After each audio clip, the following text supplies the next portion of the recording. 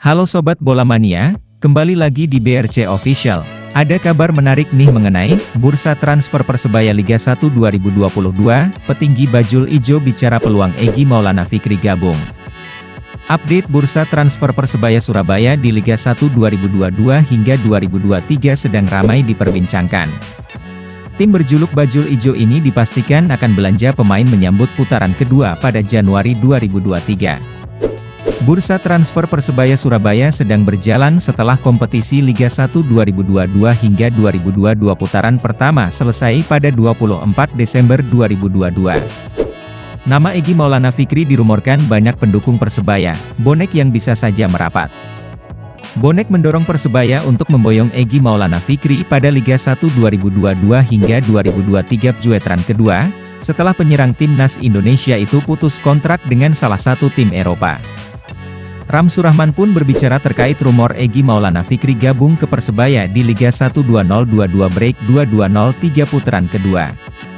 Sekretaris Persebaya Surabaya itu tidak banyak memberi komentar terkait bursa transfer pemain bajul ijo menyambut Liga 1 2022 hingga 2023 putaran kedua.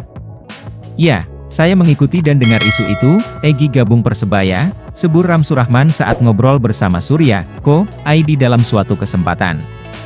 Ram Surahman menjelaskan, penambahan atau pengurangan pemain menjadi ranah tim pelatih dan manajemen Persebaya. Evaluasi yang dilakukan tim pelatih nanti akan dibahas manajemen, apakah perlu menambah, melepas pemain untuk putaran kedua. Peluang Egy Maulana Fikri gabung Persebaya seperti apa? Kecuali George Brown, saat ini sedang ada 4 pemain trial di Persebaya. 2 pemain berasal dari tim internal Persebaya, 2 pemain elit Pro Akademi U18. Mereka adalah bek Cardano Setiawan dan pemain tengah Tony Firmansyah. Keduanya ikut membawa Persebaya U18 memperoleh medali perunggu musim ini. 2 pemain trial lainnya adalah Muhammad Iqbal dan Muhammad Duta.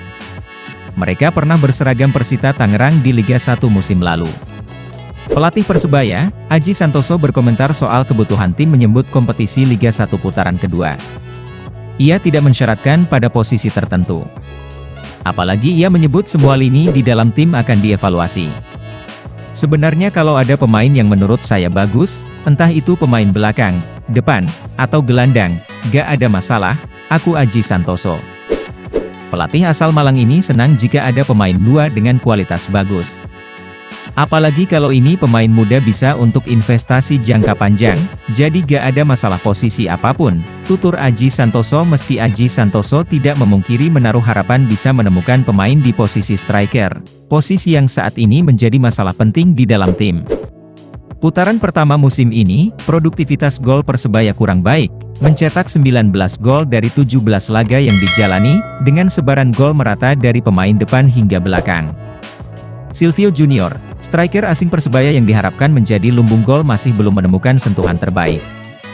Striker asal Brasil itu baru mengemas 5 gol dan 3 assist dari 16 laga yang dijalani di Liga 1 2022.